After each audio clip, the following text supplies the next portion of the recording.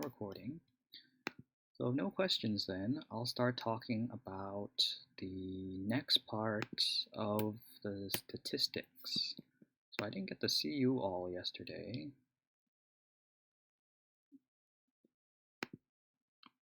And we'll let this load. So we'll kind of stop or refresh our memory from here. If you watch the videos, I asked the class, like, okay, what could these four graphs represent? Wait, let me check to see if anyone's waiting. No? Okay. All right, so for these four graphs, some person in the chat said, okay, it's toilet paper amounts in stores during this COVID situation. I'm like, oh, okay, that could work. For these different graphs, if you have like time or if you have amount of toilet paper or different stores, then these bar graphs would be a good representation of it. Maybe in the beginning of the pandemic or before it happened, it looked like, where's my pointer? It looked like this graph over here. And then some other kind of transition happened. Now it's all at their homes, or the stores have none. But some retailers, like warehouses, have some, and then the other places have less. It's a good example of thinking about our data. These patterns that I go over, these representation of data, it's not as meaningful unless we associate some kind of context with it. And so the last idea I paused with yesterday was this idea of measures of center. How do you have like one number to describe your whole data set? And you'll see in the field of statistics that's one of their main goals. You have like a billion data points, and you're trying to describe it to someone in like the shortest way possible without having to talk through each of those like billion points, right? You could do that with a mean. That's your standard average. That's what we think too. Like it's most common. You add up all the numbers and divide. There's the median. That is the center, like which number is in the middle. And there's a certain kind of order to that. You sort your numbers and then count or eliminate things from the sides to figure out what's in the middle. Mode, which number appears the most, that one is the least useful one out of the bunch. I asked one of the stats teachers about the mode, when is it used, and she replied like, oh, mode's not really that useful. You can think about like modes could help you find the peaks of certain data, like in this example. The mode is like at 4, the mode is at 90, and then the mode here is at like 4.5, and then the other mode, or the second like runner-up for the mode would be somewhere over here, like 1 point something. So you can tell this is like a bimodal data. I think that's the right word. I'm not a stats expert, but there's like 2 humps, and that's at most the usage you'll get from mode. Median and mean will be the primary part of our discussion today, and then the next part is, okay, now that we have some kind of center, there's like the next steps. That's not enough, and we'll see some flaws in just using the median or just using the mode to describe a data set. Okay, so a little bit more on the median. I wanted an example to illustrate the complicated parts for medians. This is the easier case when you have a data set of like commute times in New York or something like that. Looks like this, and this is measured in minutes. It's nice when your data is odd. I think we have 19 points. 1, 2, well, whatever it is, right? You'd start canceling out numbers. So 5 and 20, 40 and 10, 40 and 10, 30 and 10, so on and so forth until you get to the middle. And in this case, it's just one number, it's 20. That's your median. But sometimes, like in this case, I have just 14 numbers, so I chopped off some numbers to illustrate this. And then you sort them, and you continue that canceling, right? 40, 10, 10, 40, so on and so forth. Now we have suddenly 2 numbers in the middle. And to figure out the median of these 2, you don't just pick one, because that's not the center or the middle. You have to figure out the average, what's right in between 15 and 20. And to figure that out, the number that's in the middle here, you take the average, you take the mean. So you add up 15 and 20 and divide it by 2, you get 17.5. And that's as complicated as the median will get in terms of just calculating it. Okay. Now, with the mean and the median, what's the difference between the two? If you have data that looks like this, it's symmetric, it has one hump, right? Sometimes it's referred to as a bell curve, right? Think about the cross section of a bell, or a bell that's cut vertically in half. This is what you'll see.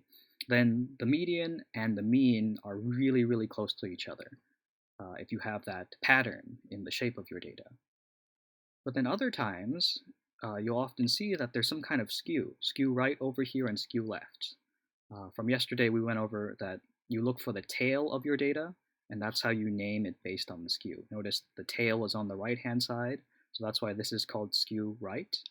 The tail is on the left-hand side, so that's how we call this skew left. Although we're tempted, our eyes are drawn towards the peak, the majority parts of the data, and we want to call this skew left because the hump is towards the left. But we actually refer to this, the tail. And so if you notice, right, here they're in the middle, right? And then imagine shifting all your data over towards the left and making it skew right. The mean gets drawn and is affected by like the skewness, right, and by outliers. Same with this case, right? Your mean kind of moves towards. Wait, sorry, I said that wrong. Okay, focus just on skew left. All right, so these would be your outliers, right? The majority of your data is over here, right? Your average, your center is somewhere in this hump. But if you have some outliers over here, notice your mean moves towards those outliers. The same thing over here. Most of your data is over here. Here are your outliers. Your mean that should have been somewhere over here is moved towards your outliers. That's the flaw in the mean. Means are influenced by outliers, but medians are not. And in statistics, they call the median resistant. It is resistant to outliers. It's not affected by outliers. And that's a pretty big idea. Medians are not affected by outliers, but means are.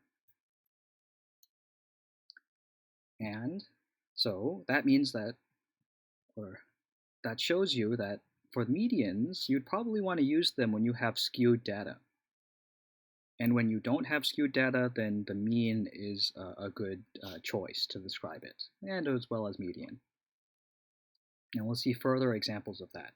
Just a rule of thumb, it's not always the case, as you'll see in these later examples.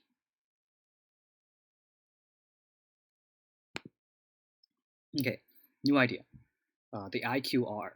Part of this word you've heard before, and if you studied stats in middle school, it's usually the last chapter in middle school math or in elementary school, so often when teachers have a lot to cover, like your middle school and elementary teachers do, they'll leave this off. So maybe it's your first time hearing it, maybe it's not. Stick with me either way. IQR, the part that's familiar, I hope, is the range.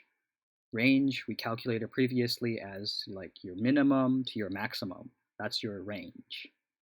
Now, the IQ part is the interquartile, and that tells you a bit more. Inter meaning inside, quartile meaning something to deal with fourths. We'll talk about this formula, okay? Interquartile range, it's Q3 minus Q1. Q1 and Q3 are their respective quartiles, Q1 standing for the first one. That's the median of the left half of your data, or all the data to the left of your median. And then for Q3, that is the median of your right half of your data, or all the data to the right of your median. And when you subtract these two, you'll get a number. That's your interquartile range. So with pictures, with an example, it becomes a little bit easier to see. Notice if this is the same kind of commute times from previous slides. You have your median, which was 20, and then this is the left half of your data, so you start crossing off numbers, 5 and 15, 10 and 12, 10 and 10, and you're left with a 10. That's Q1. Your first quartile is like 10 minutes to get from for your commute. This is Q3. Notice it's the right part of your data. Same kind of canceling pattern happens after you're sorted. In this case, it's already been sorted for us. So 30 is the value, is the median of the values to the right of the mean. That's your Q3. Well, it's important here to note that you don't include your median in either the Q1 or Q3 calculations. Once you have Q1 and Q3, you do some subtraction, you get 20. All right, so I think I said some things wrong, but it's so, like, what does this mean? That means, like, from here to here, right, this range, you can confidently say that half of your data, right, half of these people take between 10 to 30 minutes for their commute. All right, that's what the IQR tells you. Now, how is this useful? Well, often measures of center are not enough. Okay, in this case, we're going to focus in on the mean. Yes, very good. So someone in the chat highlighted, yes, the median, you can call that Q2. That's quartile 2. Like the quartile part, like the 1, 2, 3 idea, I think another way to define it, and I may be wrong with this, okay, is that for Q1, 25% of your data like is here, right? It's on this, like where my pointer is highlighting, right? And then for the median, also known as Q2, like 50% of your data is like here, in this range, in this box. And if you go up to Q3, 75% of your data goes from like your minimum up until Q3. And that means this last 25, well, Q4, that's like all your data, right? There's your fourths. So there's 1, 2, 3, and then 4. Good point. Thank you for typing that in. Okay, back to our example. Like, why is this useful? So did you know that the mean of San Francisco, the annual, so that's for the whole year temperature in San Francisco is the same as Springfield, Missouri? You would be incorrect to make the assumption that the weather there is exactly the same because their means are the same. When we take a look at their ranges, right, this is purely range, not IQR range. San Francisco has a very small range. It goes from the minimum temperature of 45 degrees Fahrenheit up to 71 degrees Fahrenheit. And then you'll notice in Springfield, it has a much larger range. It goes from 22 degrees Fahrenheit up to 89 degrees Fahrenheit. Why is that? Well, San Francisco here is very close to water.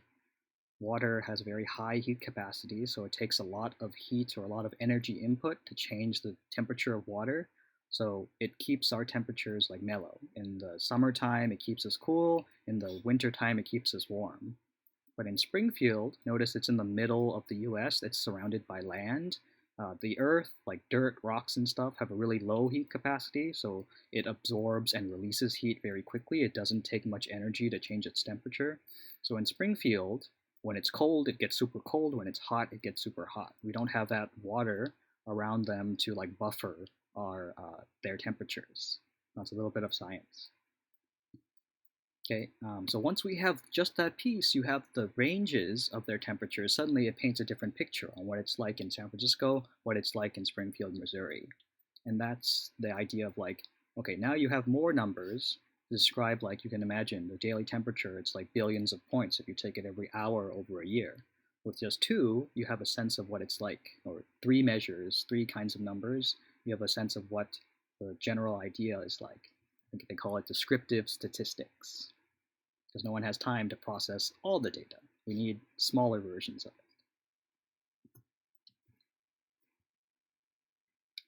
And I think that's what I summarize here. So more specifically, the IQR lets you say that 50% of your data lies between that range. Now, this is where I made a little mistake. Okay, I gotta be careful because when I go down, this little thing pops up and it blocks off the sentence. So over here, right, using just the range, right, is not very useful. For like our most recent test in chapter 8, I can say that you had a range of 0 to 100. And as a student, that doesn't tell you much, right? Someone didn't take the test, so they got a 0, someone got perfect score. Great. It would be much more descriptive, much more interesting for me to tell you that, okay, our median was 80%. And this is the part where I could have misspoke or I misused the word. And if I tell you the IQR is 10, right, with an IQR of 10, not on 10, then it's not necessarily true that 50% of the data lies between, well, this is where it gets tricky, right? Because there's some misuse of my language right here. I think it is incorrect to say that 50% of the class scored between 75 to 85%. Because I should be like telling you the exact Q1 and the exact Q3. Knowing the IQR doesn't tell you that exact those specific numbers, right? Like your Q1 could be like 60, and then your Q3 could be like 70, but then that contradicts my median, right? 80%. So I don't know. I have to get more clarification on that. I don't think this is proper. But using those two parts, right, as the IQR, it's a measure of spread, then you can say, okay, in this test, like people did kind of well. If the median was 80%, IQR of 10, then like most people got like a B or around a B. So far so good?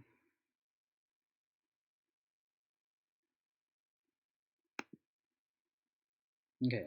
And then also, the IQR is useful because now you can have a formula to determine which points are outliers.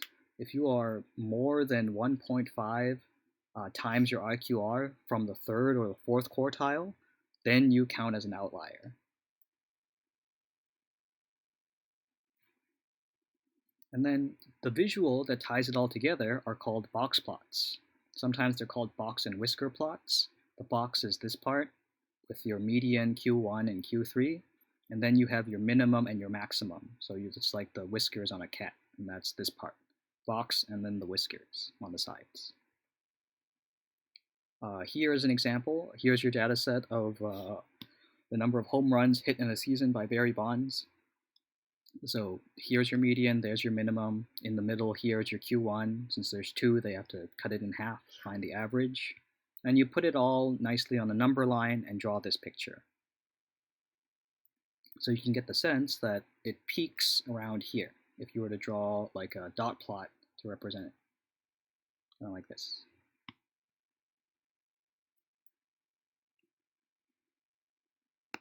And now we can apply that knowledge and then think.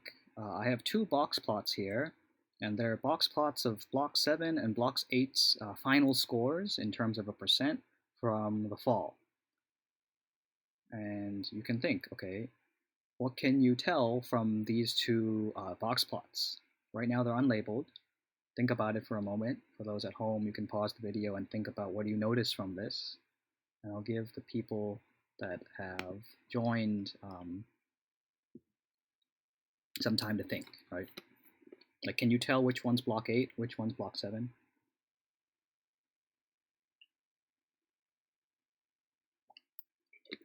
Or do you notice something that's a little deceptive of these box plots in front of you?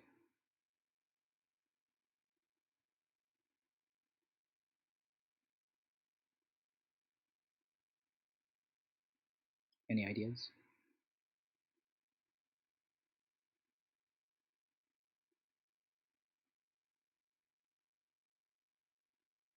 Yes. So which, like, okay, good. So which one is block 8? Is block 8 the left or the right?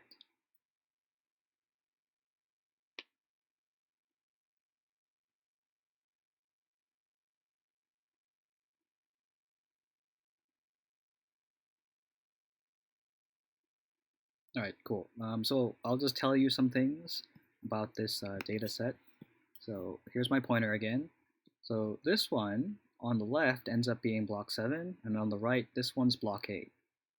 The idea of like it being deceptive right now is that notice for the axes that this one, it starts at 25, but this one starts at 0. So once I shrink it, I think I have it so that 25 now matches up with the bigger 25 over here. And the 100, it's roughly in the same spot as this 100. And they're both scaled by 5s now. So this is a better comparison now that the scale is okay. And so from the graphs, you can notice that in block 7, there's much more variance, okay, in test scores. Although their medians are pretty much the same, around 80-something%, their Q3s, they're around like 90-something. Both classes, the maximum was like 98. And it's the tail end of this graph, or the bottom part in this case, for these box plots where it differs. There's much more people here that scored less than the median. And here, the area of the box tells you, okay, they're closer, more closely packed together. Their box has a smaller area, so there's less variance. Also, notice in block 8, if you remember, there was one student that got exactly 0 on there. This one, we have an outlier. Okay, this student went for the challenge. They got exactly 0, so they actually got 100%. But in terms of my calculations, it throws off like some numbers, and you'll see that next. Threw off my mean, I think.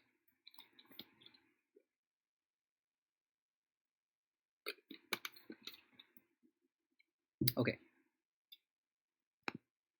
The last idea I want to talk about, so this stuff, right, the box plots was IQR and median for descriptions of like average, right, a measure of center, and then some measure of spread. This one, standard deviation, you often pair that with the mean, and it's a complicated formula. This is like in the data science unit, we talked about R squared. We made the computer do that, we made a calculator do that because it's a complicated formula. And standard deviation is very similar. Instead of going through these steps where you do some summations, you add things together, you add some differences together, you square them, and then you divide by the number of data points, then take the square root. Okay, instead of doing all that, we just give a computer or a calculator that list, and then it spits out this value. And that's your standard deviation. The more important part as humans is to understand, okay, what does a standard deviation mean? It's interpreting, it's the value of it along with your mean. Here are some special properties of the standard deviation. The standard deviation is a measure of spread about the mean. So IQR is to median as standard deviation is to the mean. It gives you an idea of how spread out things are. What's nice is the standard deviation, it's never 0. It's always greater than 0. There's always going to be a little range there, some kind of change, or that's another word for deviation. This one matters less, it has the same units. And then with this part, just like how the mean is influenced by outliers, standard deviation is also very sensitive to the outliers. You can imagine it having skewed data, right? It's going to change your standard deviation. It's also going to change the mean. And in the case that you care about most right now as students is here is that same data of finals, but in dot plots, and also I show you the mean and I show you the standard deviation. Previously, we saw that the median was around 80-something, and if you notice the average, which takes everyone into account, right, it treats everyone equally, here are your two scores. Block 7 is on the top, and block 8 is on the bottom. You notice that the mean is a little bit lower, and your standard deviation is like super high. It's like 20-something points. Well, high is relative, but your standard deviation, this complicated formula, right, for all these student scores is this. So again, it's similar, but now you see that, okay, the variation seems very much the same in block 7 and block 8, based on the standard deviation number. And what I have underlined in red is like that standard deviation of 20. So this is like up to 90, right? This is the right half. This is +1 standard deviation, and this is -1 standard deviation of your mean. Why is this useful? Well, over here, right, based on these averages, these are the people, like if you're, as a teacher, when I see this, it's like, okay, these are the people that did pretty good, right? They have a grasp of what's going on. They're within 1 standard deviation of the mean. And in this case, it's all within passing, but you'll see later I have examples where it's like down here. And that's when it gets a little tricky, right? Did my students actually understand what's going on? In this case, it's okay. These ones, you notice, okay, these students, I probably need to reach out with them because they're not within one standard deviation of the mean. I need to see what's going on. I probably have to work with them a lot this semester. And then these students, right, that are 2 standard deviations above, right, or more than 1 standard deviation above the mean, they already know what was going on. Same with these students over here. They really understood what was happening. They probably knew a lot of math coming in, or they learned rather quickly, or they put in time for Algebra 1, like before the class even started.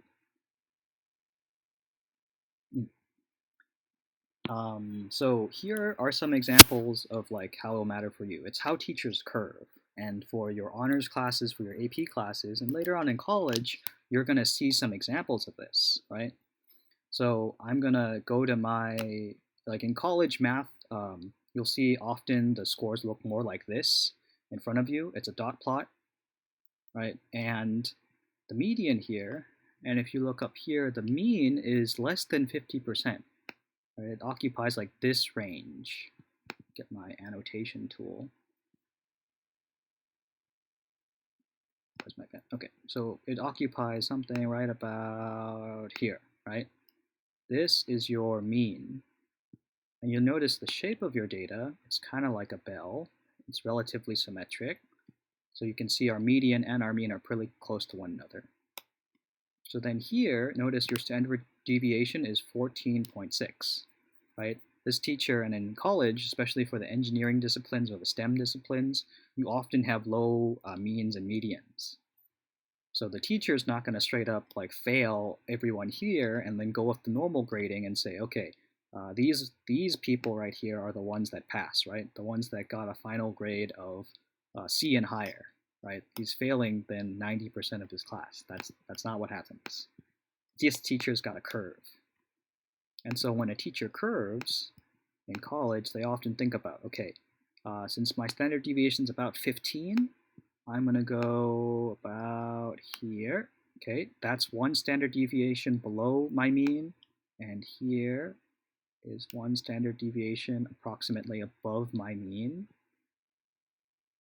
Here's your second standard deviation, and then here's 2 standard deviations below. Okay, so I'm at 33, and then take away 15.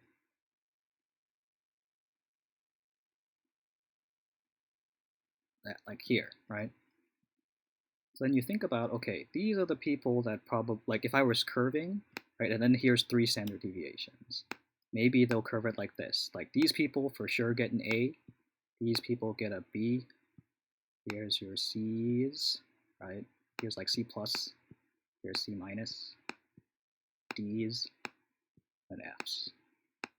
Right, this is pretty standard in how they would curve it. And then they'll probably tweak with the percentages, and then suddenly you'll notice that, okay, the people that got like A's, like 70% and up, that counts as an A.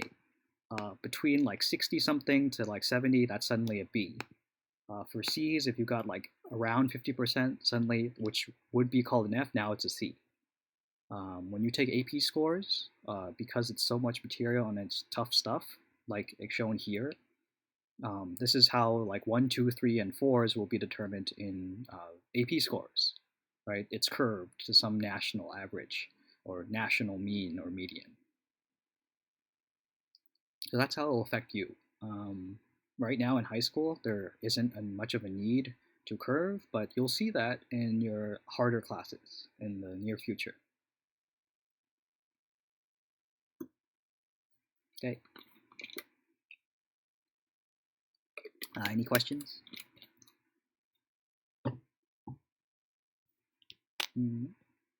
So I think I want to screenshot this. Okay. So then if I clear my screen, I'll show you more examples. Like this class is called a discrete math class, right? Notice this is their final scores. It's much different than your scores. And at the bottom right now, this represents total points, not a percentage. So this 60, right, is your mean. It's like over here. 60 out of 150, that's like really, really bad if you think about a percent. Not even half, right? And then you can see the midterm, okay, a little much better. Like, look at all these zeros. Oh boy, here's your first quiz. So just a heads up, like everyone's gonna be humbled once you get to college in your like core classes, and then you think like, oh really? Like the engineers in the world like get 30% on an exam and suddenly they're qualified? Like yeah, that's what happens. At least in college and university level.